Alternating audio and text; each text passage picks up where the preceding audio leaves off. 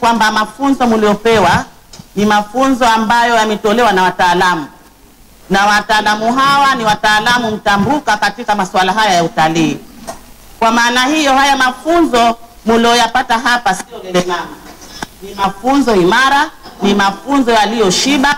Na nyinyi kama siku 3 hizi, basi kama mtayasikiliza vizuri mafunzo haya, ni kwamba kwa kweli Pemba tumeanza kufunguka, hususan kwa watembeza wageni. Lakini naamini kama ni ukarimu mmezaliwa nao, mtauendeleza. Tayari kutembeza wageni ni jambo zito, lakini naamini kwa sasa wadozi mliopata utakuwa ni rahisi. Kwa maana hiyo, tutumie mila na desturi zetu za uzawa ambao tunaishi nazo, tunatembea nazo. Kwa hiyo twende katika misingi ile ile ya ukarimu. Hakuna jambo jema duniani kama kuwa mkarimu. Kwa ukiwa mkarimu huwezi kupata mitikisiko popote. Yaani hata huyo mgeni ukitaka kama hataki kutembezwa na mtembeza wewe, mgeni wewe, basi ukatumia lugha yako ya ukarimu, naamini ataondoka kwa A atakuja kwa B.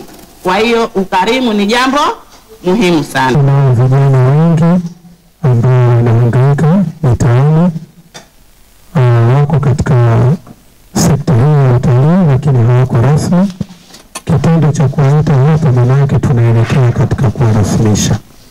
Na tukiwarasimisha maana yake kwamba serikali kwa upande wake itakuwa imeplay part kubwa katika kuongeza ile gap la ajira.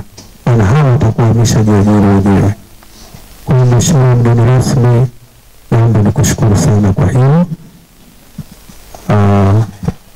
Kwa kumalizia, pamoja na hili, naomba kama itawezekana katika nyakati zijazo, licha ya kuwapa vijana mafunzo, lakini tour operators na travel agents hapa Pemba wapo, hakika wanahitaji kupata mafunzo. Mimi hicho ambacho nilikuwa natarajia sana ni waasi kutoka kwenu.